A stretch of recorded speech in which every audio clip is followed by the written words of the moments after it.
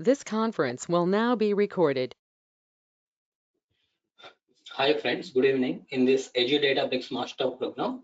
So in today's session, we are going to talk about how you can integrate your Azure Data Factory with Azure Databricks.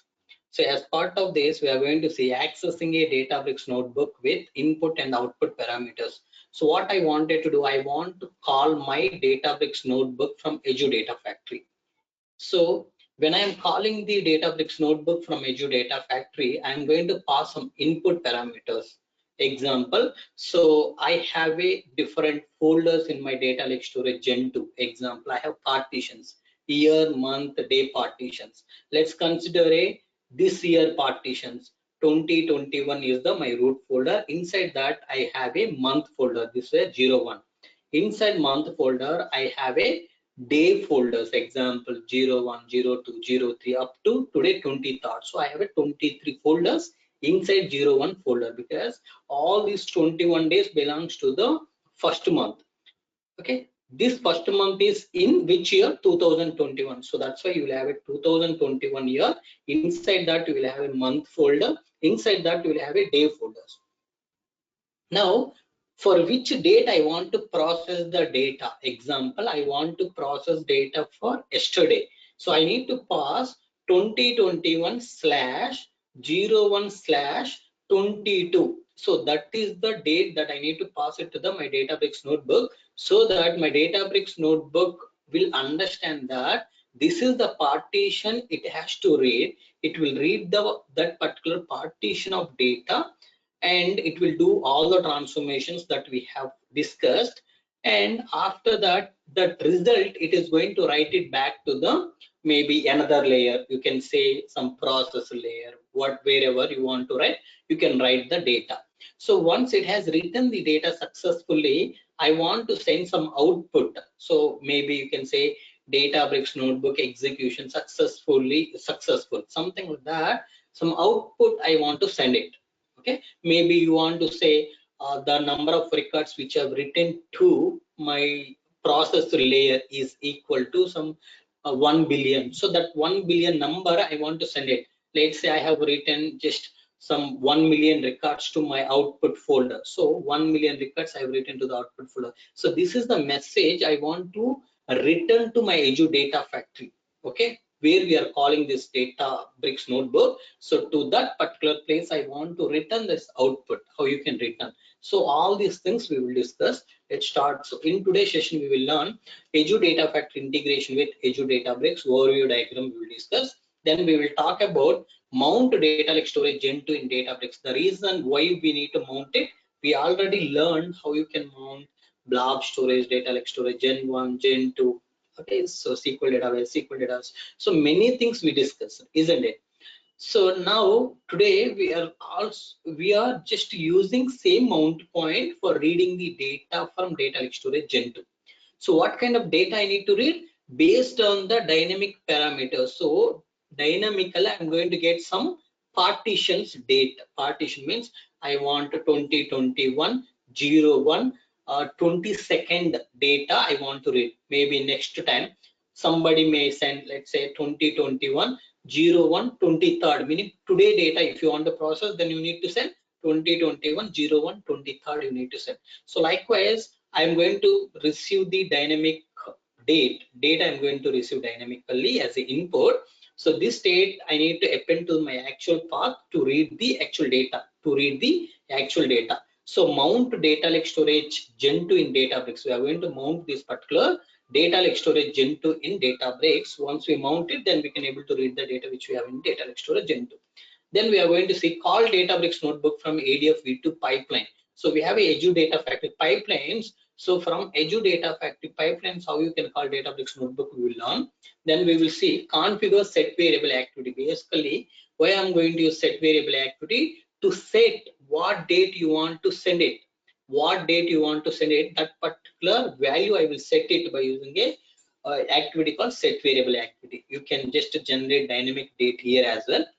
Then we are going to see, once we generate some date, that particular date I will pass it to my Databricks notebook. Okay, pass input to Databricks notebook. This particular data I will pass as input to my Databricks notebook. Then I am going to see reading Databricks notebook output. So Databricks notebook will execute, it will generate the output. That particular output, I want to read it from the data factory. So how you can read that particular output? So we will see. Then configure notebook activity. How you can call that particular Databricks notebook, we will discuss. Create logs table and store procedure. Basically what I wanted to do, once I receive the output from my Databricks notebook, that output I want to log it into my log table. I want to log this message into my log table. How you can log this particular message into log table is by using a activity called stored procedure activity. I'm going to log these details into log table. Then configure stored procedure activity. How you can configure the stored procedure activity, how you can pass the inputs to stored procedure activity, we are going to discuss. Schedule jobs in Azure Databricks. So this is one way, right? For like scheduling the Databricks notebooks from Azure Data Factory is one way. But I have seen 99.99% people are scheduling jobs from the Azure Data Factory. The reason is many. Okay, the reason is many because you can generate a lot of the things, like you can pass dynamic values, but if you schedule these jobs or these notebooks within Azure Databricks, the problem is you need to hardcode the values. I will show you those things practically. Okay, that's why mostly 99% people are going to configure the Databricks notebook executions, or they are going to schedule these Databricks notebooks in Azure Data Factory, not in a Azure Databricks. Schedule jobs in Azure Databricks. How you can schedule these jobs in Azure Databricks, we will learn. Finally, we are going to talk about required resources. Okay, what are the required resources we need to do this particular lab? Okay, fine. So Azure Data Factory integration with Azure Databricks. So first, I need to have a Azure Databricks. Okay, so first my Azure Databricks should connect to the data lake storage, because what kind of data, what partitions it is reading doesn't matter. That is depends on the input. But first Databricks should connect to my data lake storage Gen 2, because in data lake storage Gen 2 I have all the data. But how we can connect to the data lake storage Gen 2 from Databricks is there are two ways. One is direct connection, second one is mount point. So we are using a mount point because that's how we will connect in real time also. Okay, now mount point, when you are creating, you need to use something called app registration, application ID, directory ID, secret. So application ID, directory ID, you can hardcode it, but secret you should not hardcode. That is a little bit secure. So how you can secure those kind of sensitive information? I'm going to use something called keyword. Okay, now what I will do, I will just keep the required app registration or required secret for my data lake storage Gen 2. Okay, I need a secret to connect to my data lake storage Gen 2. That particular secret I will keep it in my keyword. How you will get that secret? From the app registration. We discussed all those things. That secret, if I store it in a keyword, from the keyword my Databricks will read that particular secret and it will create the mount point to read the data from data lake storage Gen 2. Okay, this is one thing. Now I have a notebook which is already mounted, but this particular notebook I want to schedule, I want to run, I want to pass dynamic parameters. Based on the parameters, this Databricks notebook should run. So for that I'm going to use a data factory. This data factory, what it will do, data factory first it should connect to the Databricks. Data factory should connect to the Databricks. How it will connect to the Databricks? From Databricks you are going to take something called token. Okay, token. The token you take from Databricks, store it in a keyword. From the keyword, Azure Data Factory will read that particular token. Once Data Factory read that particular token, Data Factory can able to call those notebooks by passing the inputs. Without passing inputs also you can call the Databricks notebooks if the Databricks notebook is not expecting any input, but most of our notebooks will expect inputs. So I'm going to pass some input. Maybe I can just pass my partition data as the input to this Databricks notebook. Then with that particular partition details, Databricks notebook will connect. Okay, will connect to the data lake storage Gen 2 and it will read data into Databricks. Okay, it is reading data into Databricks. Once it reads the data into Databricks, it will process the data and it will store this data back to the data lake storage Gen 2. Now that output I want to write back to my data factory. That output I want to write back to the my data factory. So inside data factory, I will get this output. What I need to do with this output is basically that output I will take, that you can call it as status, and I will store it in a something called Azure SQL database. I will take that and I will store it in a Azure SQL database. To store that output in Azure SQL database, to store those logs in Azure SQL database, I am going to create a something called log table for storing this information, to fetch data to fetch logs from data factory and store it in a log table. To do this particular activity, we need a activity called stored procedure activity. I'm going to use the stored procedure activity within the data factory. Okay, I know it will be little bit confusing for most of you, but everything will be clarified once I discuss the lab. Okay, but anybody have any specific question?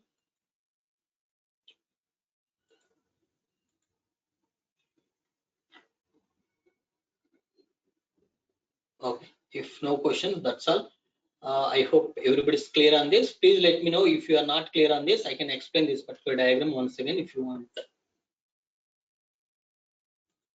Anybody need one more time explanation? Please let me know, friends. Feel free to ask.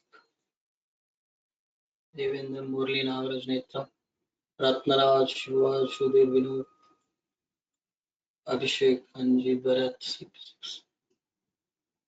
Okay, so some people are requesting me to explain once again. So this diagram is very important, friends. So that's why let's spend some time in this particular diagram, because once you understand this particular diagram, it will be very easy for you to understand the things. Yeah, so what you need to understand is, see, Azure Data Factory integration with Azure Databricks. I have a Azure Databricks. Okay, first I need to connect to the data lake storage gen 2 for reading the data. So I don't want to hard code any credentials to connect to the data lake storage gen 2. So you know how you can get the application ID, directory ID, secret, all those things to connect to the data lake storage gen 2 from application, isn't it? So now those secrets I need in Azure Databricks to connect to the data lake storage gen 2. But how Azure Databricks can get those things? I can able to hard code it, but I don't want to hard code those secrets. That is sensitive information. I don't want to expose to the outside people. So I want to secure those sensitive information. How you can secure those information is, you can just store that particular secret in a keyword. From keyword, Azure Databricks will read. So we already learned how you can read all these things. Okay, this is step 1. We have a data in data lake storage gen 2. To read that data, Databricks should connect to the data lake storage gen 2. So for that, whatever keys required, whatever secrets is required, those secrets I'm storing in a key vault instead of hard coding in my Databricks notebook. Okay. Now I want to schedule this notebook for reading the data, for doing some kind of a transformation, writing data back to the data lake storage gen 2. For that, I'm going to use a service called Azure Data Factory. Okay, so within a Azure Data Factory, from Azure Data Factory, I can able to call the Databricks.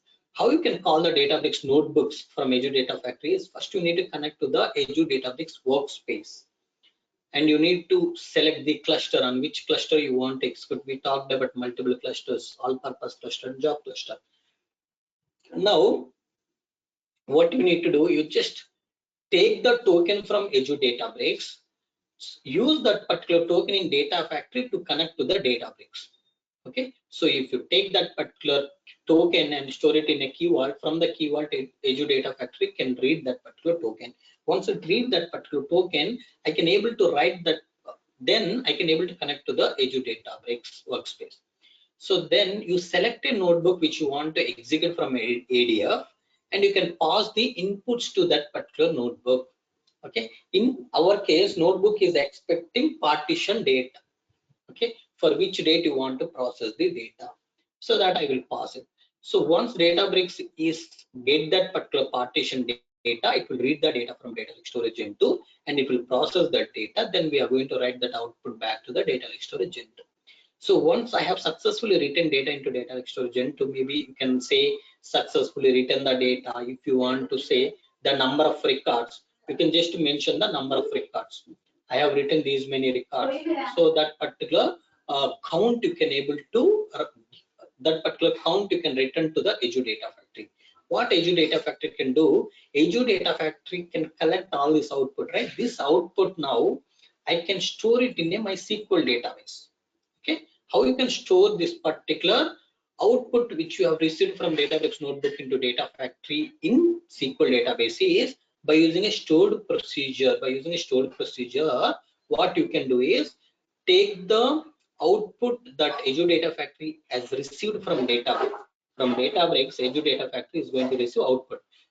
Take those output and pass it to the stored procedure. Stored procedure internally can insert those messages into your log table. I'm going to show you how you can create that log table, how you can insert the records into that log table. Okay, so but this is the overview diagram that you need to understand. Okay, now I will explain step by step remaining things, but everybody is clear now. Clear, Malay. Okay, thank you. Let's move on. See now, mount data lake storage into in Databricks. So this is how we have mounted, right? So we have given application ID here, then we have given here like our secret name. Okay, this is your scope name, this is your secret name.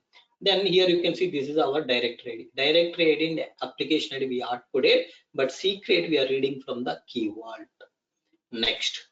So this is basically my container name. This is my storage name. So whatever container name you have, same name you need to provide as a mount name. Okay. These configurations I'm passing here. This is how you need to create the mount point. Once you create mount point, so can you tell me what is mount point here? /mnt/Cloudpandith. Okay. So in this particular mount point, whatever subfolders we have, whatever files we have, everything is accessible from Databricks now.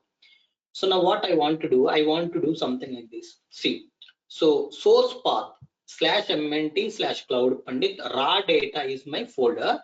From raw data, I want to load data into processed data folder. Okay, from raw data folder, I need to pick the data and load it into processed data folder. But now my question is, which table? So table, I need to get it dynamically. Partitions, I need to get it dynamically. Okay. So see, table name is cust. Example I have given. Table name is cust. Partitions, for which date you want to process? 2021-01-23. So for this particular date, I want to process the data. So I'm going to get this 2021-01-23 partition dynamically. Table name also I'm going to get it dynamically. Cust is the table name that I'm going to get it dynamically. So this is what my source path. Now I want to define my destination path. Destination path is same, process date, table name is exactly same, cust table, and partition is same. So you read data from raw data folder for particular partition and write same data into process data folder with a same partition folder. So 2021-01-23. Okay, so once you create mount point, on top of mount point you can just access the all subfolders like raw data folder, process data folder. Inside raw data folder I have multiple tables, so that, but I am focused on cust table. Inside cust table I have a different data like customer data you have received on maybe 2010. Okay, from 2010 onwards you are getting the data you want to process for particular date. Example, customer is asking you to process for today data, so you need to pass today date 2021-01-23, so that you will go and pick only that particular day data, and once you read that data you can write it into this particular folder. But we discussed all the transformation that we need to do in between reading and writing. Just see, we don't have much time, so for that I just have taken reading and writing data in this particular lab. But you know already how you can implement all the things, isn't it? STD1, STD2, everything we discussed. Okay, fine. Next. Call Databricks notebook from ADF V2 pipeline. So how to call Databricks notebook from ADF V2 pipeline? So first you try to understand my Azure Data Factory pipeline will look like this. So first I'm going to use the activity called set variable activity. It is going to set the date for which date I want to process the data. So notebook, it is the notebook activity which is going to call Databricks notebook, and when this notebook activity is executing, this notebook activity is going to receive the output from this set variable. What is the output of this set variable? Date it is going to give. But this notebook is expecting two things, if you remember, table name and a partition. So partition date, you will get it from this activity. But what is the table name? Table name, you can hard code it or you can pass it from the metadata table. Then once you process output of this notebook activity, I need to pass it to the stored procedure. The stored procedure will pick those output and insert into the SQL database table. But we will explore one by one activity now. Let's see set variable activity configuration, how you can do. See, this is the set variable activity. So you need to give the variable you need to define in a pipeline level. So I will tell you, once you define a variable in a pipeline level, that variable it will show here. Okay, my variable. To this I'm saying format data UTC now. Generate the current UTC time. Generate the current UTC date. So once it generate the current UTC date, and it is going to return in this particular format YYYY/mm/DD. So if you want in a day, month, year format, you can say DD/mm/YYY.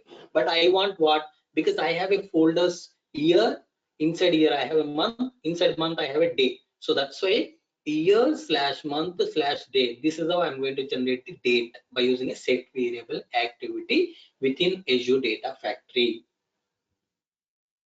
Okay, so when I generate this, when I just give this, what it will return? My output is something like this: name equal to my variable, value is 2021-01-23. The output value is 2021-01-23. Okay, this is the date it will give. So if you ask something like this, today date it will give. Now let's move on. Configure notebook activity. See, first thing you need to understand, we need to open something called widgets. We need to open something called widgets in the Databricks notebook. So db-utils.widgets.text. So what it means, so you are just defining the input parameter. Input parameter is processor date. So for this same processor date, you need to set the actual date. So once you pass the input for this particular variable, okay, for this particular widget name, you need to read whatever data you have passed to this processor date. How you read? db-utils.widgets.get processor date, meaning whatever value you have passed to this particular widget name, that value will be assigned to the partitions variable. Same as table name. So you just pass a table name, that table name will be available here. So to read that particular table name, you need to say db-utils.widgets.get table name. So that table name value I am assigning back to the table name variable. Now how to pass it to the notebook? You see, this is the notebook. You have process_date. Exactly when you are creating base parameters, when you are calling this Databricks notebook, right? You see, Databricks notebook path, you need to select notebook path. I will tell you how you can select. Simply click browse. It will show you all the notebooks which are available in your Azure Databricks. Now you just select the process_date. Why only process_date? Because widget name, you see, widget name is process_date. So you need to give exactly process_date. What is the process_date? 2021-01-23. Here what I'm doing, I'm hard coding. But without hard coding, you can pass the output of set variable activity to here. I will tell you. But table name equal to cust. I just hard coded here, isn't it? But without hard coding, I want to pass it my previous activity output to here. So you can do that. I will explain it. But you see, processor date means it should be exactly match processor date. Table name means table name names. The value that I'm setting for this processor date is 2021-01-23. The value that I'm setting for table name is cust. So once I set values, I am reading get whatever value I set for this particular processor date. So in these partitions, what I will have in these partitions? Can you tell me what I will have in that partitions?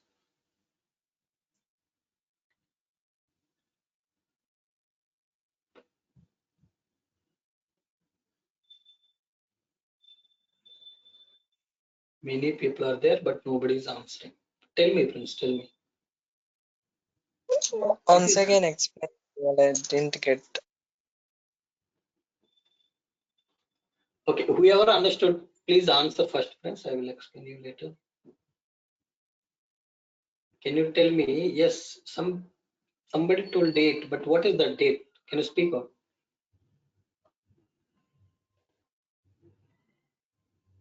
current UTC current date.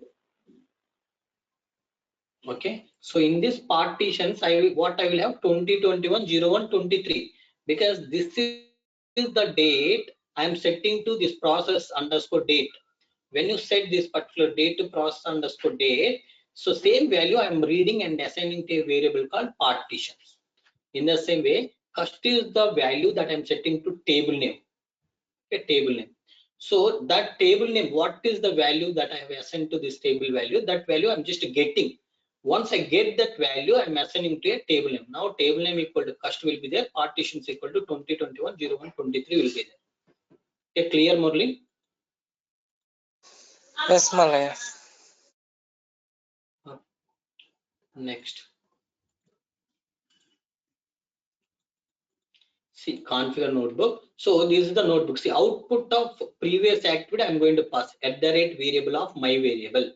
Okay, so this is the output of previous activity. What is the previous activity? Set variable activity. That activity output I'm passing here at the rate variable of my variable. Okay, clear? So what will be the output? So when it is executed, so it is going to give you some run page URL. Then whatever output you sent, run output, I sent a notebook executed successfully. This is the output I sent from the notebook. That output will come here. Notebook executed successfully will come. Okay, if I say count the number of records equal to 1 million, that 1 million number will come as a your run output. Whatever returned from notebook, that will come as a run output. Run page URL will come automatically. This URL will have a complete information. So that's why when you are taking this information output, notebook output information into your log table, you need to take run page URL plus run output. Both I will take, because after a few days your client or your architect or whoever it may be, somebody comes and tell, oh, I think a few days back some process failed, we did not notice and we are running. So what we can do, we can just take this URL from that particular log, and we can review all the commands, all the cells that has executed on that particular day. So we will come to know whether really notebook failed or not for that particular day. Okay, that's why this URL is very important. We can collect it and store it in a log table. Next, to create logs table and store procedure. See, so create table notebook logs. Okay, so this is the table. This is how we will create the table, right? Create table notebook logs. Log ID int not null, identity column 1, 1. So log ID will be generated automatically. Message name, whatever output comes, that output I'll just put it here. Run details, that URL, whatever URL I mentioned, right? That is very important. So run details means that URL I will mention in this third column. But you know already how to get the ADF name, pipeline name, run ID, all those things, right? You can just include all the things in this particular data factory. Now you just see here. So this is the stored procedure. Create a proc. This is the stored procedure name. This stored procedure is going to take two inputs. One is message name, meaning whatever output I got it from my database notebook. Okay, that is the output. Next, run details. That is nothing but a URL and my database notebook output. Both I am going to pass it to this particular table. Okay, it will insert into notebook logs. Values are message name and run details. Okay, these two parameters I will pass it so that these two messages will be inserted into this table. Okay, any question?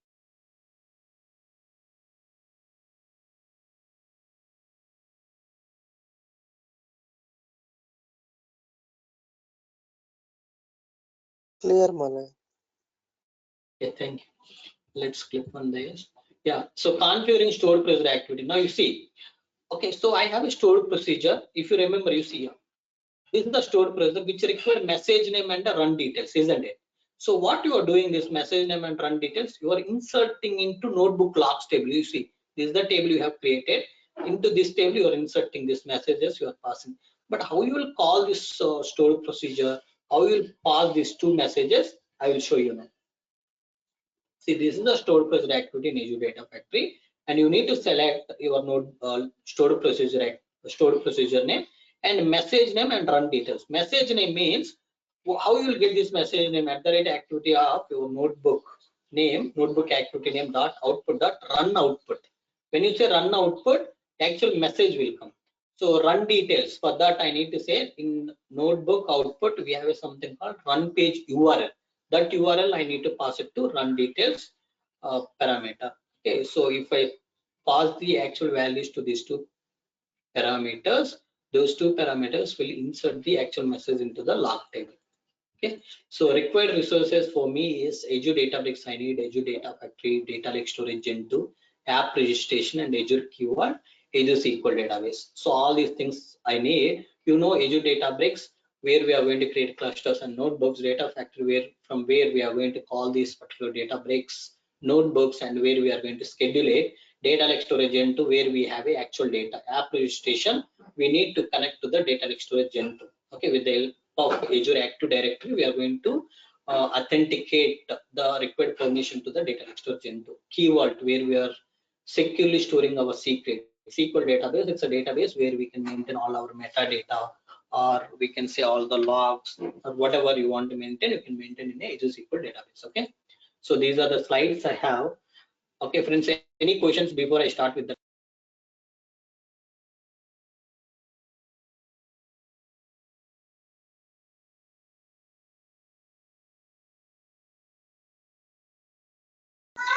Clear, Malaya. No questions. Okay, thank you. Bharat, any questions? Nagraj, Neta, Ratnaj.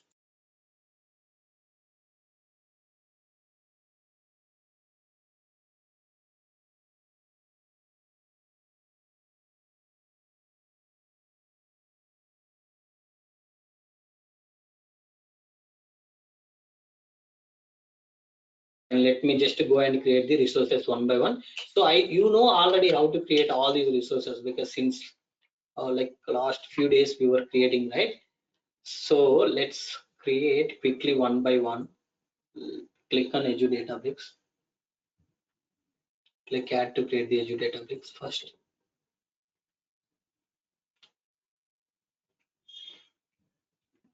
Create a resource group. Cloudpandith.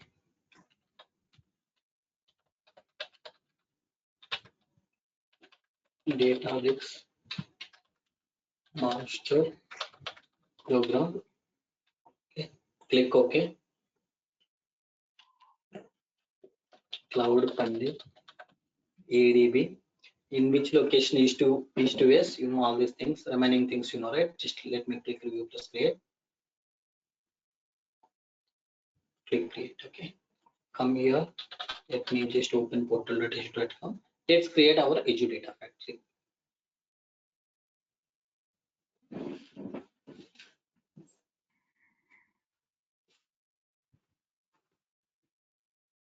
Okay, how you can find the Data Factory service? You can just search here, Data Factory, click on Data Factories,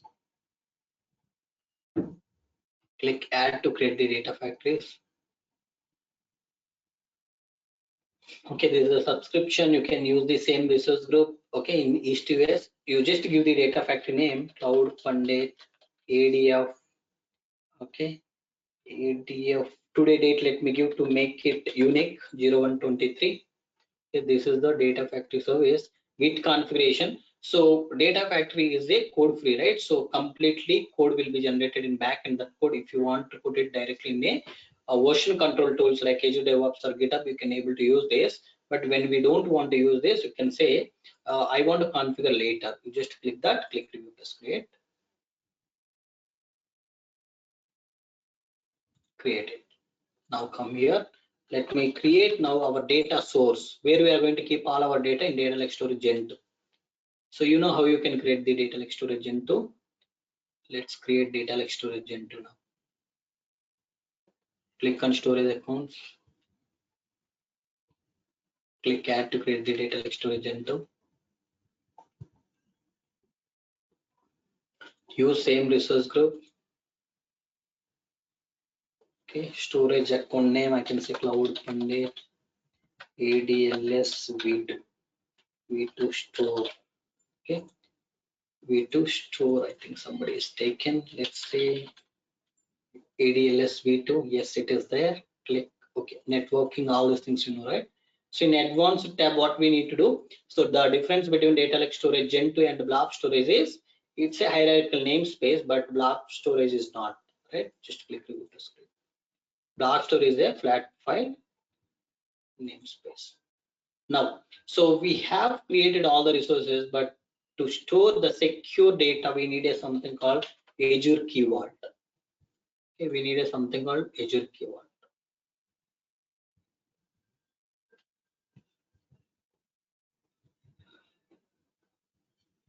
Let's click on Key Vaults to create the Azure Key Vault service. Click Add to create the Azure Key Vault.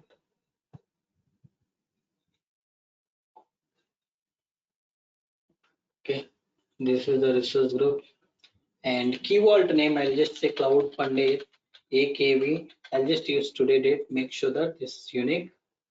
This name is there. Just click Review plus create. Okay, so what else you can do basically, if you want to grant permission, if you want to allow data factory to access the secrets which we are storing, you can just add this particular data factory name in a Key Vault. Okay, take this data factory name, go to Key Vault. Okay, come back, go back further, back. So in access policy, you can add access policy. So here what you can do, key secret management, you can just say select to whom you want to give full permission to access secrets, key certificates. Is I want to give full permission to my data factory. Add this data factory, click select. But basically I'm going to use only secrets. If you want to give only secrets, you can select secrets only. Okay, you can just give like that. Now I just added my data factory. You can see that. Click review plus create.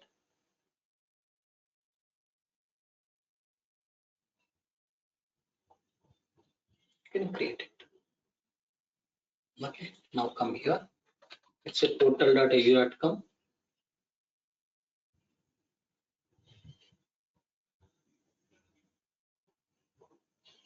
So now to connect to the Azure Data Lake Storage Gen 2 from my Databricks, what I need to do, I need to create a mount point. How you will get that application ID, all those things from the app registration. We need to do the app registration. Click on app registration.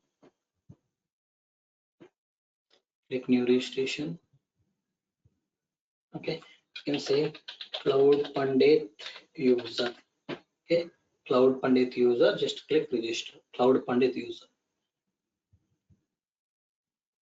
Now I have everything is ready. So once I get the output, I want to store some logs. So to store logs, I need to create a log table, and to insert these log messages into log table, we need a stored procedure. To create log table and stored procedure, what we need to maintain the SQL database. Let's quickly find out here SQL database. Click on SQL database. Click add to create the SQL databases.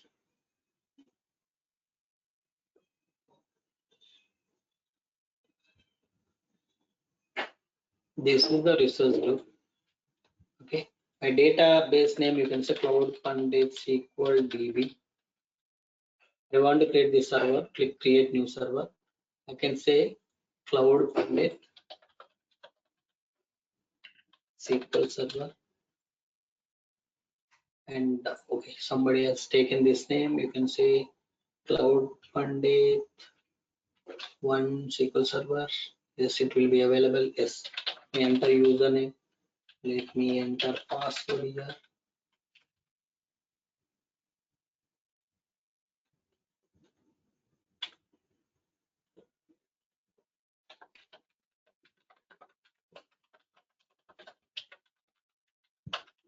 Okay, so I entered password. Just click OK. Then you know other things. Just click review plus create. Click create. Okay, so now I have created almost all the services. Okay, let's start with actual diagram. Okay, so what I will do, I'll just go one by one. So based on our diagram, we will just go and do the lab. Okay, so it will be easy for us to understand the things. Let me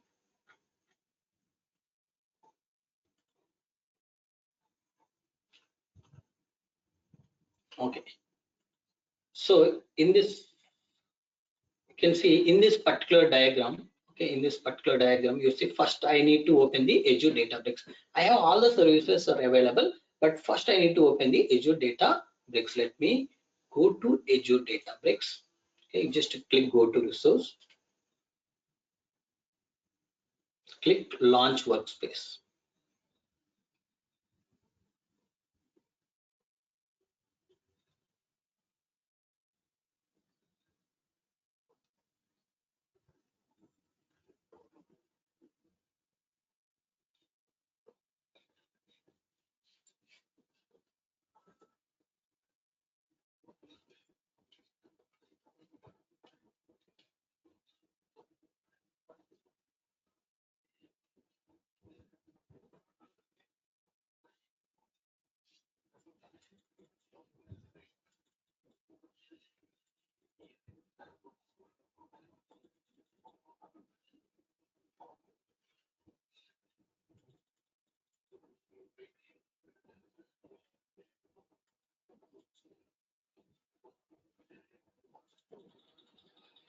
Sometimes it will take more time to open.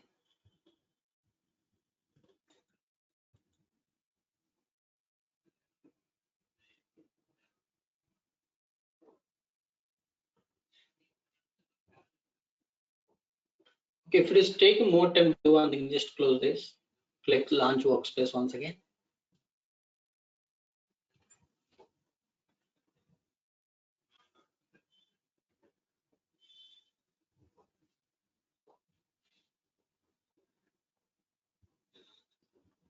Yes, it is coming up now.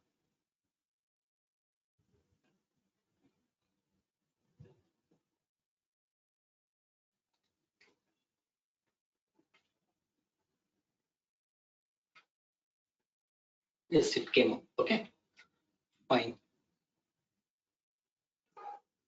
Okay, we are here. So we discussed all these things. Let's create the cluster that we need first.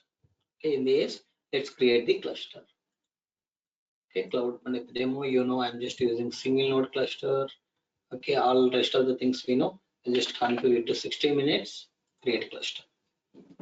Okay, so because if we discuss each and everything, it will take more time. So we already discussed many times all these things. Let's come to workspace. Okay, here I'll just create some folder.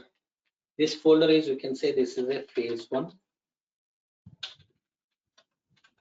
Phase one. Create a folder inside phase one. So this is maybe you are at ETL team. You are in a ETL team. Just create a ETL team folder. So in this ETL team folder, I want to create my actual notebook. Okay, just click on this to create your notebook. Let's create a notebook. What is this notebook all about? This notebook basically tells you, okay, to the demo. Okay, Cloudpandith, or you can say read, write files of ADLS Gen 2, read, write ADLS Gen 2 files. Okay, read, write ADLS Gen 2 files. This is my notebook. Okay, so in which language? Python. On which cluster I want to execute on this cluster, you know, create it. Okay, so now what I wanted to do, now go back to your diagram. Sorry, go to your diagram. You see, this is Databricks. First we have opened, we set up the cluster, we set up the notebook. Now next thing that we need to get is we need to get the data lake storage agent. Okay, let's go back to the data lake storage agent. Okay, this is my Databricks is ready now. Let's go to storage account where we have created storage account. I have created here. Okay, just to bring the storage account friend, click go to resource. Let's set up this particular storage account now. Okay, what kind of setup we need to do for this storage account is, now first thing we need to get the app registration. Where is the app registration? So this is app registration. Okay, bring it to front. So this app registration should have a permissions to access data lake storage gen2. So what you need to do, you need to add this user in data lake storage gen2. Go to access control IAM. We have done all those things. I'll just quickly complete this role assignment. What role we need to grant here for data lake storage gen 2? Remember, so storage blob, see, storage blob data contributor access you need to grant, and for which user? So Cloudpandith user. Okay, here's the app registration. This is the app registration. Select this, click save. Okay, now my app registration has the required permissions to access my data lake storage gen 2. Okay, now go inside data lake storage gen 2. Sorry, just to go inside data lake storage gen 2. How you will go? Click on containers. Let's click on container here. You can say my root folder is Cloudpandith. Inside Cloudpandith, go inside this. You just create a you can just create some subfolders like raw data. Another folder you can say save it. Another folder you can create here processed data.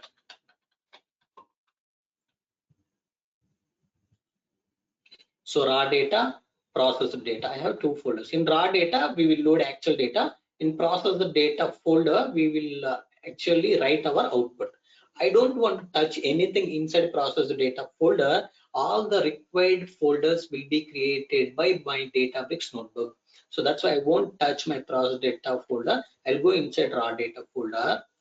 Now I'll just create multiple folders. Inside this we have a cust table, we have a employee table, you may have a multiple transaction table, order, sales, other tables you may have. Go inside this cust table. Let's create a year folder. Year is 2021. Inside year you have month folder. Okay, this is first month. Okay, let's say in this month, so I'm just processing data from 20th. Okay, from 20, then I can say again 21, again I can say 22, I can say again I can say 23, click save. Okay, see, till today, since last 4 days, I want to process. You see, Cloudpandith raw data folder. Inside raw data folder, I have cust table. Inside this, I have a year, month, and a day folders. Day folders is I have 20, 21, 22, 23. Meaning from 20th onwards, I have a data. So let's go inside 20th folder. Let's upload some data into this. Okay, let's upload cust1.csv.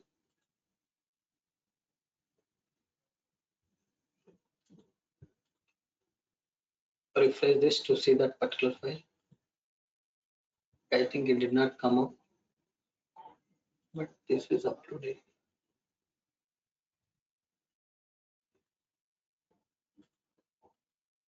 Okay, fine. So just click upload once again. Let's try to upload once again. So cust1.csv. If the file is already there, overwrite if file already exists. But file is not there. Click upload, I think. See, file will came now. File came now. Okay. Let's open this cust1.csv. Click edit.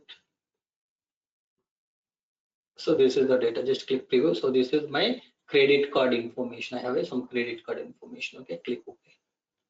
Go back. So on 21st, oh shit, this file is uploaded here. Okay, so I think previously uploaded file came here, but you see, go inside 20 here. We have still file cust1.csv. Okay, let's go inside 21 folder. Let me upload data here. Let's upload cust2.csv. I think here also we'll have same, but let's go with employee.csv.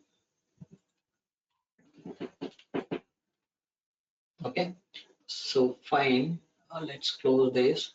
This employee.csv will have some other data, I guess. So you have some other data. Let's okay, so I just wanted to give some knowledge, that's why I'm just uploading different data, but in reality we'll have the same structure data in all the folders. Okay, you can just say orders.csv. Okay, let's click on orders.csv.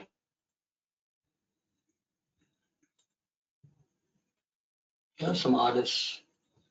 Close it. Click on 23rd folder. Go inside 23rd folder. Let's upload. Click this.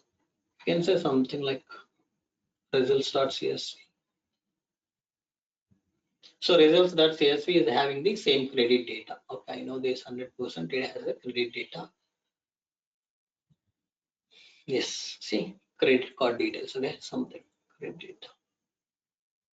So we set the actual like storage account as well. Now I want to read this particular data from Databricks.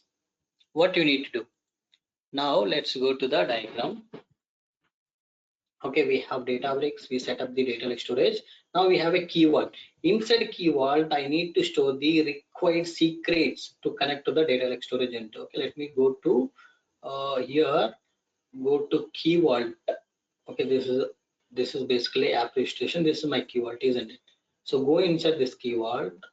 Let's store the required information. Let's store the required information. Okay, how to store the required information? So go inside secrets. Click generate/import. So here I need to put what? Here what I need to put? Here I can say ADLS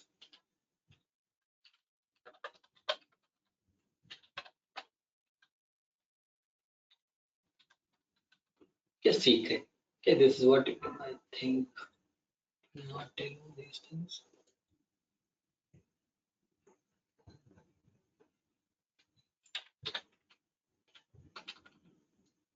Okay, so Cloudpandith -ADLS Gen 2 secret. Okay, this is my actual secret name. Here I need to put the secret. So how to get that secret? Click on see. I came to the app registration again. Click on certificates and secrets. Okay, new client secret. New client secret. You just give some description. Password for Gen 2. 1 year it will be valid. We discussed all these things. Value you take and keep it here and create it. Okay, this is done.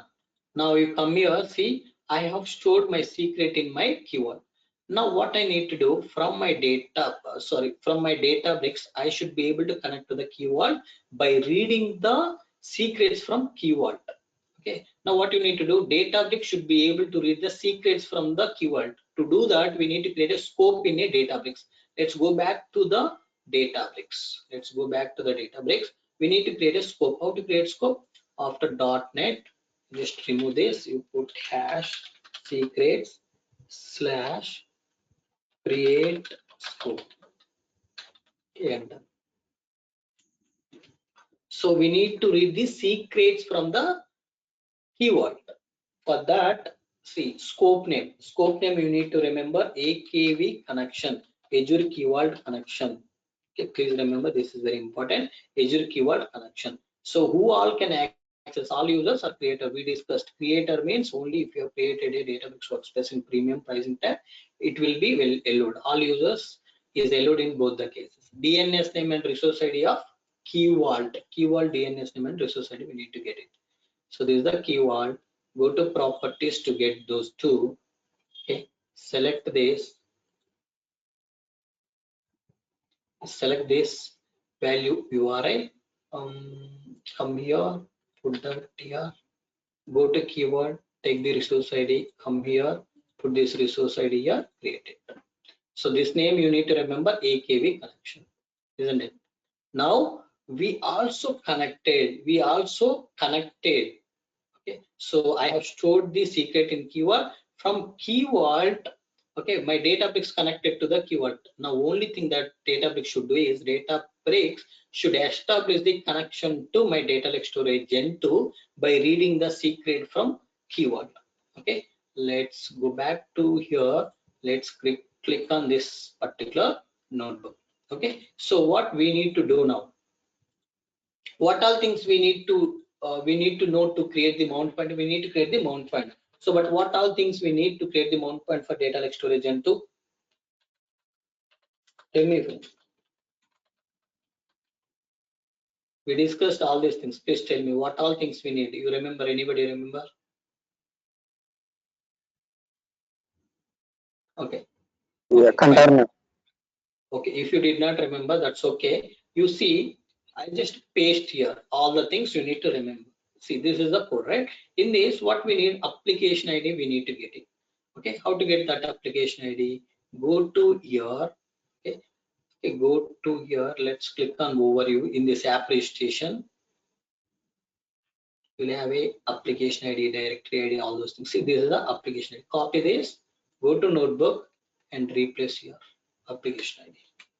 Okay, go here again, take the directory ID, come here, replace here.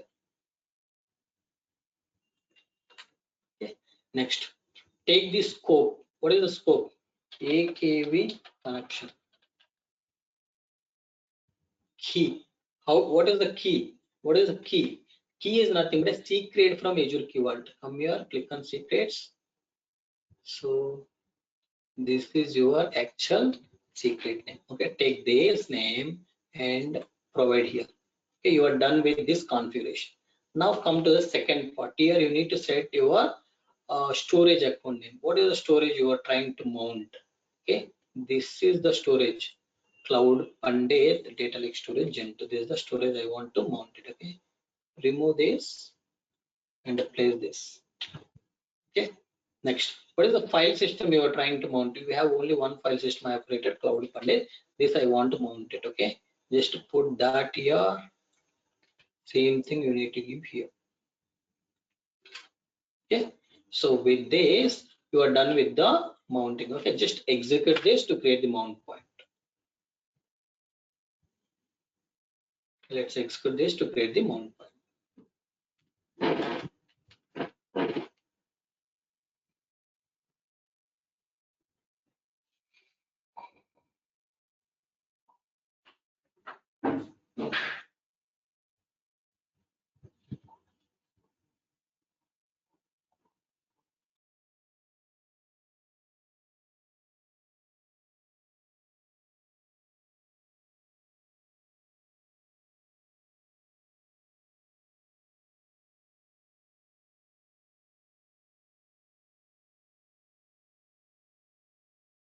Okay, so it is creating the mount point. Meanwhile, I'll just tell you how you can create the widgets. Very simple. dbutils dot widget dot text. What type of widget? It is basically taking the text. So I can say process underscore date. Okay, the default value is empty. I don't have any default value. In the same way, I want to get the my table name as well. Okay, I can say source table name, something like this. I'm going to open the two widgets. You see here, mount point is true, it's created. Now I'm going to open the two widgets. These are my two inputs. Okay, so I just created the two inputs, and then let's say you just execute this two. See, two widgets will open here. See, these are the widgets. Now I'll just pass some value 20, 21, 01, 23. Okay, source table name I will set cut. These values I want to read. How you will read is same. You can say partitions. Partitions equal to dbutils dot widgets dot get. Okay. So what value you want to get? Whatever value you set for process date, that I need to get. Okay. In the same way, just copy this and paste it here. This is whatever value set for source table name. Source table name, I will get that and assign to a variable called table name. Okay, let's execute this. Now can you tell me what I will have in partitions, what I will have in table name? Let's try to execute it and check partitions. What I will have, you check date. What I will have in table name, what I will have in table. First will. Okay, these are the input values that I have passed. Okay, but I don't want to pass it from here. I will tell you from where you need to pass it. Okay, just let me keep these things for now. Fine. Now I want to form my source file path, my destination file path. So my source file path, if you remember, this is my mount point I need to read, isn't it? Need to read place. I need to say raw data folder. You remember my folder name is raw data. Go here. See, go inside this. Inside this mount point, inside this we have a raw data folder. This raw data folder you want to read. Inside this cust is the one which I'm going to pass dynamically. So raw data folder, I need to get it dynamically. Okay, you need to say // place. I need to pass this table name. So after raw data folder, I have a cust. Okay, next. So what else we have after cust? Again you use /. Then what we have? We have actually a partitions. Inside cust we have a year, month, day. Those you will get it from this partitions. Okay, let's try to print this source file path and check what you got. You got the correct path or not? You check. Did you get correct path or not? Yes, I got the correct path, isn't it? I got the correct path. So I want to form my destination path. I want to form my destination path. The only change that you need to do is instead of raw data, process. instead of raw data folder, you need to say process data folder. So remaining folders, I don't have remaining folders inside this process data. When you run your notebook, these folders will be created automatically inside this process data folder. Okay, this is basically my destination file path, destination file path or file location, you can say. Okay. And just to print a dest file path, you'll get this. Okay, process data cust 2021-01-23. Let's say if I say 24, what will happen? You see, let's execute this 24. Let's execute this 24, but this path is not available. I will get the error. If I say 22, okay, so 22 will be said. This I am executing, this I am executing, so it will be 22 will come. See, 22 is coming. Now I want to read the data from this source file path and I want to write it into this. I don't want to do any transformation in today's session. So you know how different syntaxes we have used. Format of, so what type of files we have uploaded? CSV. So whenever you are reading CSV, one option you need to use, as I said, header equal to true, because if you have headers in a CSV file, you need to set equal to true. You need to load the file from this source file path. Okay, let's say source file path df.show. Okay, let's run it. Okay, you see we have all these details. These are the records we have, because this is from what? This is from 22nd. Let's say I want to run from 23rd. Okay, I want to run it from 23rd. So let's read this source file path. It is 23rd. Let's read destination file path. Let's try to read the 23rd file. So 23rd we have this data. Now I want to write my data. Before I write my data, I'll say df.count. Okay, I'll just say number of records. Record count. Okay, record count. Record count is df.count. Now I'll just use this df. I'll just use this df to write my data into my destination. Write dot mode is overwrite mode. Always it should be a overwrite dot option header equal to true. Okay. Dot save. I want to save this thing in my dest path, dest file path. Take this and put that here. Okay. So, but this record count, I need to pass it as my output. I want to say output is this record count. How you can return output from this notebook is dv to start notebook dot exit. I want to exit this notebook by returning this particular record count. Okay. What I can do, I can say here notebook return record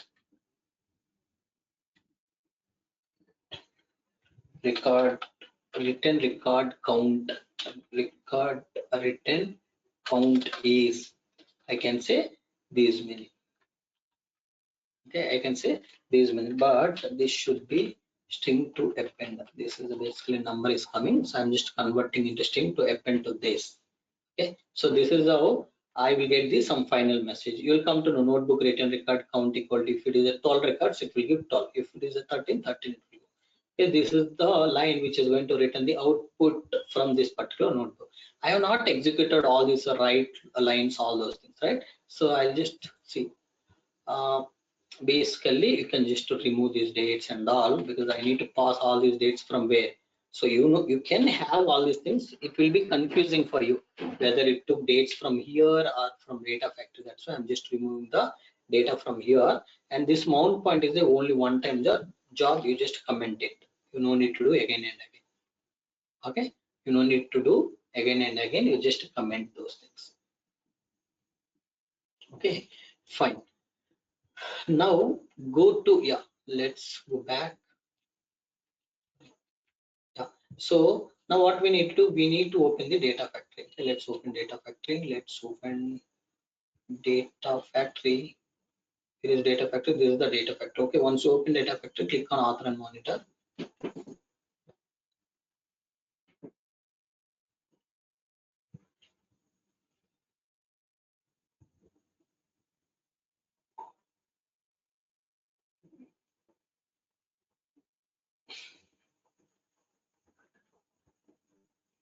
Okay, in this, once you open this particular data factory, what you need to do, so first you need to get the token from Azure Databricks, and you need to keep that particular thing in keyword. From keyword you need to read it into the data factory. Okay, let's do these steps quickly. So first thing, I need to get the token from the keyword from the Databricks. Okay, so in this Databricks, click on this, click on user settings. We have a generate new token. Okay, it will give the some kind of a ADV token. Okay, so how many days it should be valid? Just you can say default 90. If you want to increase, you can increase. If you want to decrease, you can decrease. Okay, just click generate. So it will give this particular token. Copy this token. Go to your Azure key vault. Where is your key vault? Okay, this is the key vault. Generate / import. You can say here ADV token. ADB token. So what is the token? This is the token created. Okay, I brought the token, I got the token from Databricks stored in a keyword. From my data factory, I should be able to read it. Okay, click on manage tab, click on new linked service, select your what you need to select, you need to select Databricks. Okay, just say Azure Databricks. So you are not getting Azure Databricks, right? So probably you see it's not a data store. So go to compute. Here we have a computational services, so machine learning, Azure HDFS, all these things we are going to discuss now. So Azure Databricks, select Azure Databricks, click continue. This is what linked service, ls underscore Azure Databricks. Okay, workspace one, you can say workspace one. So by using a Azure integration runtime, from my subscription, I'm going to identify the resources. My subscription is Azure subscription one. My workspace is, this is the workspace I have created. So now you can see, do you want to execute your job on a new job cluster? You want to use existing interactive cluster which you have created. I want to execute my job on a my interactive cluster, not on job cluster. Okay, access token. So do you want to hard code it, or you want to read it from keyword? I want to read it from keyword. Click. Okay, let's connect to the keyword first. Click new. This is a ls for Azure keyword. Ls for Azure keyword. So subscription is this. You know, this is identified through managed identity test connection. Connection successful. You can create it. Now secret name. What is the secret name I have given? Okay, let's see our ADV token. Okay, it's a ADV token. Just take this. Come here. Put that ADV token here. Okay. Next, you need to choose the cluster, because you selected existing interactive cluster, means you need to select that cluster which is available. That will be displayed here. So this is the only cluster which is available. You can select that. Test connection. Connection successful. You can create it. Okay. Now just to publish all these things. Publish means you are saving these changes. Now click on this author tab. You see author, manage, monitor, all these things. Click on author tab. So here we have multiple things to do. Let's create a pipeline. I need to create a data pipeline. Let's click pipeline. So pipeline will be created. Okay, so in this pipeline, first I'm going to use something like set variable activity. Okay, set variable activity. So these are activity. First, bring the set variable activity. What set variable activity will do, as we discussed, we can say Cloudpandith set variable, set variable. Okay, so variable, it is not showing anything. The reason is you need to create the variable. How you will create variable? Click here in workspace. Okay, let's click variables. Here you need to create a variable. You can say Cloudpandith variable, a Cloudpandith variable. Okay, now I have created variable. Click on this set variable activity, go to variables. You will see this variable. What is the data? What is the value you need to set for this? Click add dynamic content. I want to set the value dynamically. So format date time. Okay, so I want to format the date, whatever data I'm generating. How will generate date is by using a UTC now function. So UTC now function will generate the date. So how you will generate is in which format you want: year, month, and day. Month should be capital MM, and day and year must be a small letters. Okay, click finish. I want to run this particular activity and check what is my output. Click debug.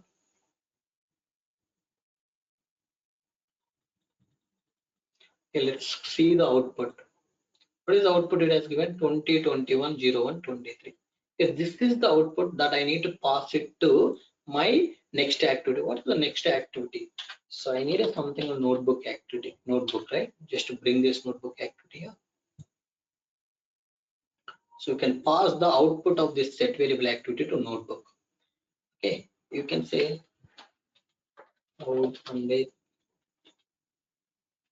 notebook one. Okay, so you need to use the existing connection we just created, right? We connected to the Databricks by using token. So that connection you need to use here. Come to settings, you need to browse to your notebook. Which notebook you want to execute in phase one? ETL, under ETL team develop notebook is this is the notebook. Okay, this is the notebook we have. Click on this base parameters, click new. So you will not get anything here, any clue. You will not get any clue here.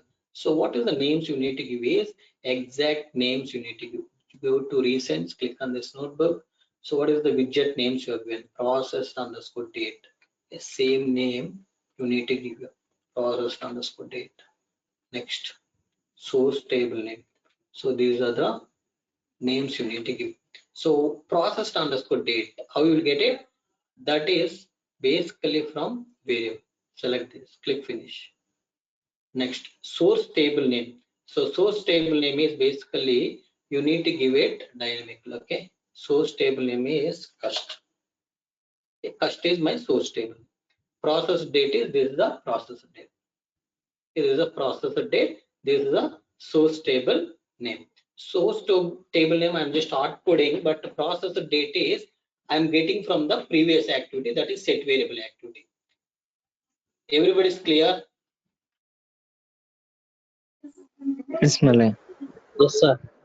Everybody's clear? Okay, thank you.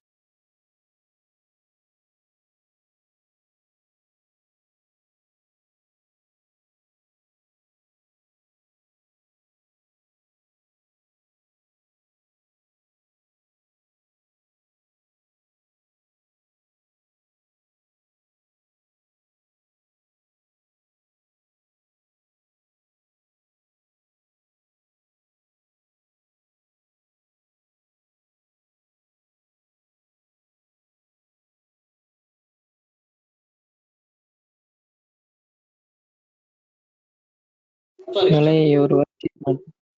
sorry. Can you hear me now? Yes, Malay. Okay. What I was trying to tell you is we connected to the Databricks. And we read the data from data lake storage gen 2 to the Databricks. And once we read it, and we are writing back to the data lake storage gen 2.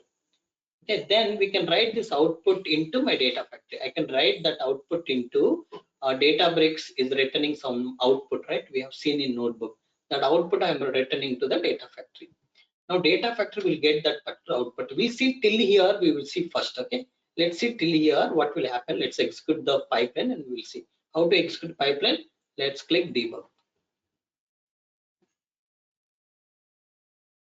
Now let's go to the storage account. This is the storage account.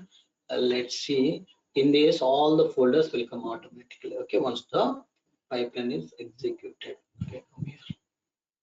See, this first activity succeeded. Now notebook is executing.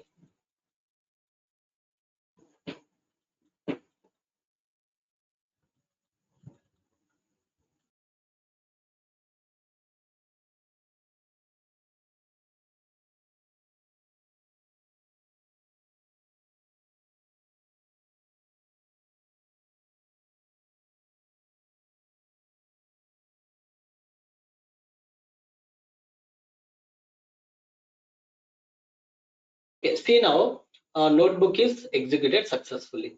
Now let's click on this first activity input. Let's click on output of this first activity 2021-01-23. This is the variable. Okay, that is expected. Not this. Next, click on this. Here you see URL, run page URL, run output. What is the output you got? Notebook written record count is 12. This is a message. This is the message. This is the output we have written.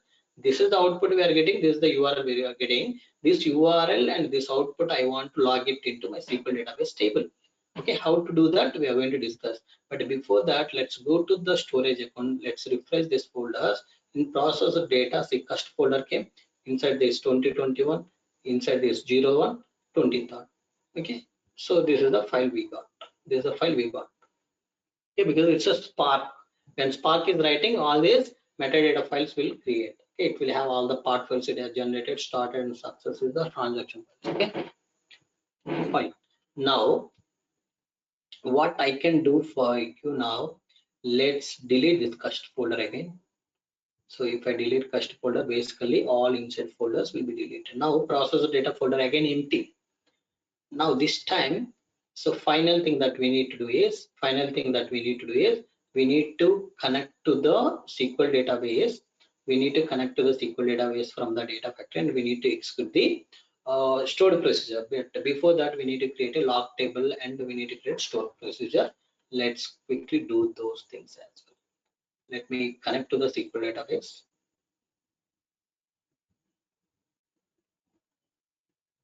Click on, yeah, let's set server firewall first.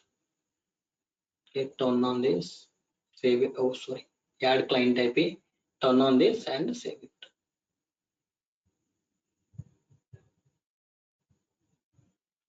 Okay, let's go back and check once again whether client IP added. See, client IP not added. Add client IP, save this. Okay, successfully added. Now click on query editor. Password. Let me enter my password.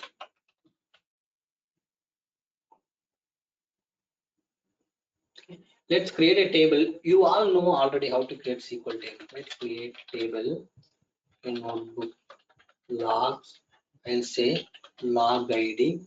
Okay, int not null, and I can say it's basically identity column. This number should automatically start. This identity number should start from 1 and it has to increase by 1 every time when you record added. Next, message name. Okay, message name should be varchar of some, you can say 200, and then you can say run details. Run details means URL I need to add. This should be little bit lengthy, so I can say varchar of 500. Okay, let's run it. Table is created. Now I want to create a stored procedure. You know how to create stored procedure as well. Create proc. So this is the table name underscore USP, user defined stored procedure, as begin and end. So in between I need to use the insert into notebook logs table. Values I need to get it dynamically, isn't it? So message name I need to get it dynamically. So I can say @ message name, comma, @ I can say run details. Okay, so these two things I need to put it here. @ message name, I can say var of 200. You can say this is how you need to define the stored procedure parameters as I have shown in the slide, right? So var of 500. Okay, this is how I have created the stored procedure and the table. Okay, now I'll just go to data factory. I will add the stored procedure activity. Search here, stored procedure. Bring the stored procedure activity here. Okay, so in this you see this is basically, you can say Cloudpandith stored procedure. Cloudpandith stored procedure. Come to settings. You have not connected to the SQL database. How to connect to the SQL database? We need to establish the connection. So for that, what you need to do, go to SQL database. Okay, go to SQL database. Click on connection strings. Okay, that's okay. You leave that blade. Okay, take this connection string. Okay, so I'll tell you quickly to do that. Open one notebooks. Okay, this is not required, just for some editing. So what you need to do in this connection string, you need to replace your actual password here. Okay, I'll just replace the password there and I will store it in a keyword.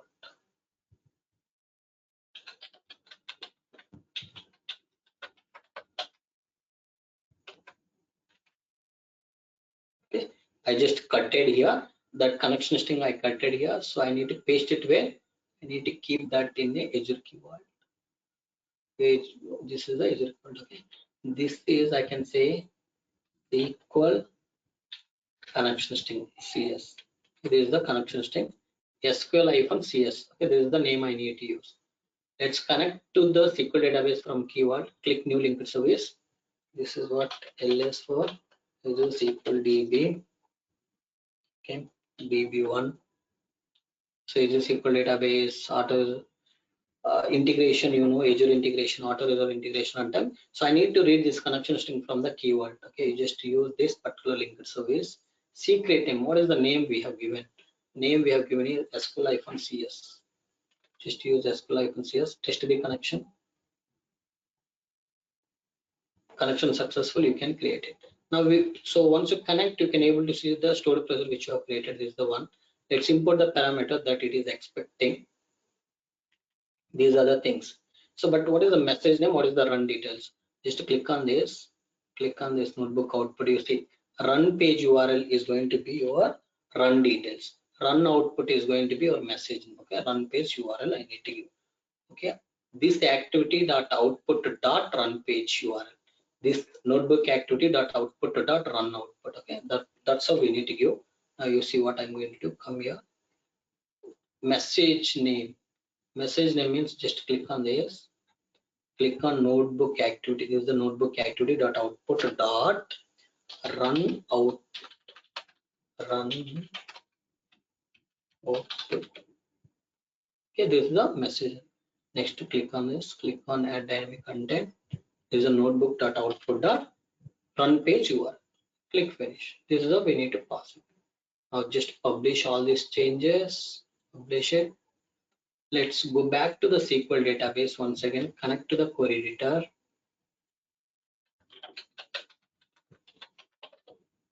Click OK. I am here. Let's check the tables list here. I have a notebook log. Select the star from notebook logs. Run it. See, affected rows 0 because we don't have any rows. Now I'll go to pipeline. Let's click debug pipeline. That's okay. Even if it is not published, we can run this particular pipeline. I just debugged. We'll see. So first, it is going to execute set variable activity, notebook activity will execute. Then stored procedure activity also will execute.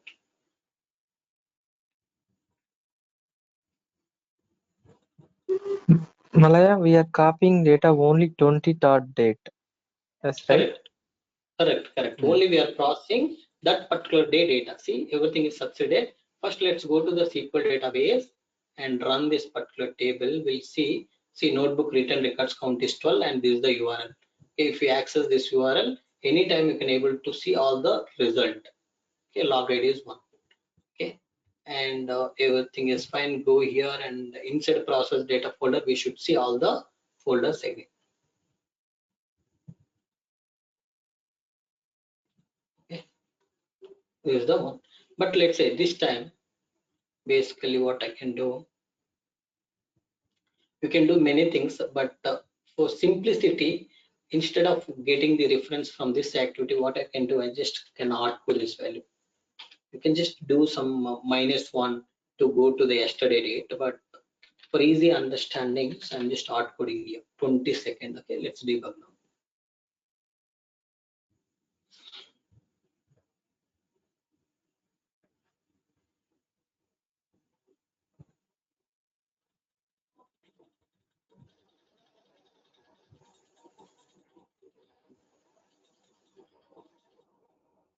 Notebook is executing. Once notebook is executed, see notebook is finished. Now go to process data, refresh this process data folder. You should see 20 seconds also. 20 seconds also I processed. Now go to SQL database. Let's run this notebooks logs. You see log ID is 2. It is saying notebooks record written is 5 records, and this is the run URL. Okay, you got all these details. Isn't it clear? Now quickly I will show you final thing. Come to jobs. In Databricks also you can schedule the jobs. Okay, let's click on create job. Okay, this I can say Cloudpandith.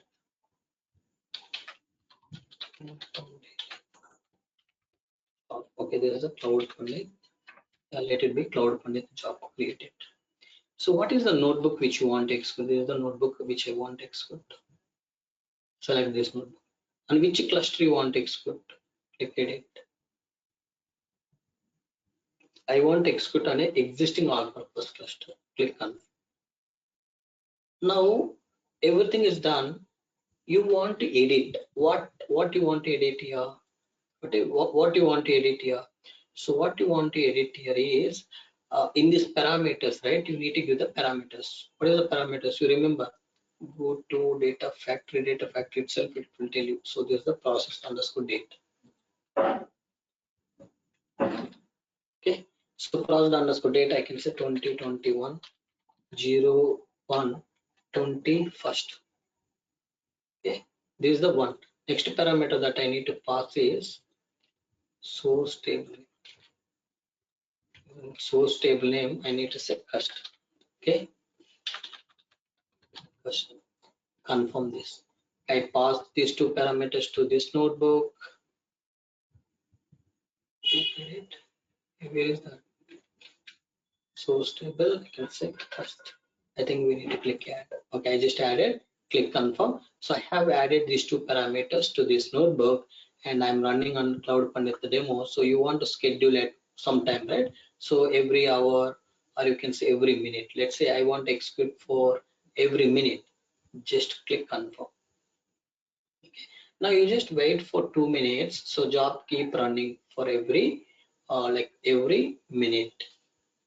So this is how you can able to schedule these Databricks notebooks from the Databricks itself. Let's wait for 1 minute.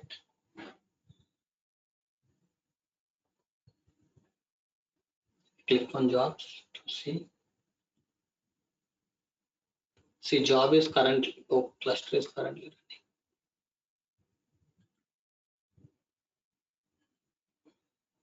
Come to jobs.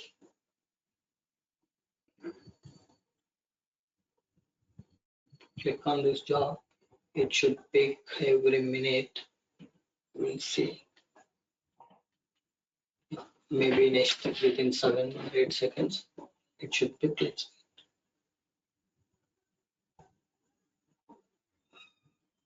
see, job is started. You understood? By scheduler, job is started and it is running. It is running. Okay, it is finished. Now come here. Let's refresh. 21st folder should come. See, 21st folder came. You understood? 21st folder came. Next thing that you need to do, if something failed, I want to retry. Okay, let's say I want to retry 2 times. So if it is failed first time, wait for 10 seconds, then try. Again, if it is failed, wait for 10 seconds, try. So 2 times failed, then you stop it. Okay, like that you can able to do this retries. If you want to send alerts on starting the job, on success the job, on failure job, you can just give some kind of a mails, comma separated mails. You can give as many as you want. This is how you can able to schedule it from the database. But now finally from my Azure Data Factory pipeline, so date is, I will say 20. Okay, I want to schedule this particular pipeline. I want to schedule this particular pipeline. How you can create schedule is click add trigger, new slash edit. Okay, here we have a create trigger. This is Cloudpandith trigger. Okay, schedule. I want to schedule. What time you want to schedule? Let me just go into INR. Oh, sorry, sir. It is basically IST, right?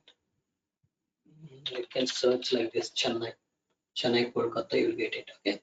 So what is time now in 9:02? Let's say here you just give here 9:04. I want to execute this. 9:04. I want to execute this. 9:04 p.m. Click OK. 9:04 p.m. Every 15 minutes I want to execute. Activate this trigger. Click OK. Okay. If you want to specify any end date till this particular date I want to do, so just specify. See tomorrow 3:32. Okay. If you want to increase to some other date, you can increase. Click OK. Click OK. You need to publish all. So if you publish all at 9:04, we schedule this pipeline. So at 9 o'clock 4 minutes, this particular pipeline is going to run. So this pipeline, what it will do? It is basically going to call your it will call your Databricks notebook.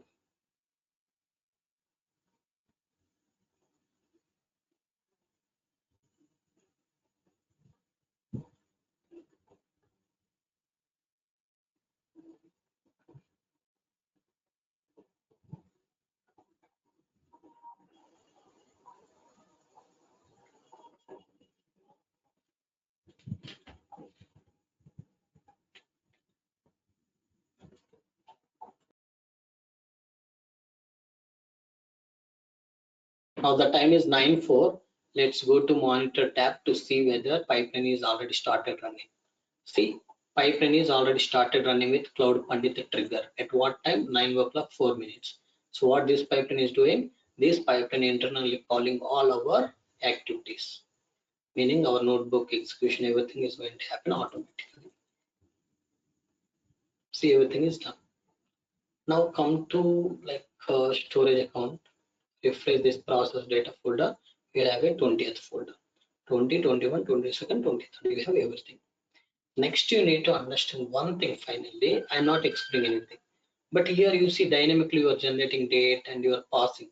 What else you can do? You say something add date, and for the current date you can say -3 if you want to go 3 days back or something you can able to do. But in Databricks here schedules. So if you want to create any, just click edit parameters. You see, is there anything? Do you have anything here like dynamically? Can you pass anything? No, it is not possible. So that's the reason we won't use these jobs. Mostly we will go with our data factory. Okay, clear friends? Yes, Malay. To discuss other things.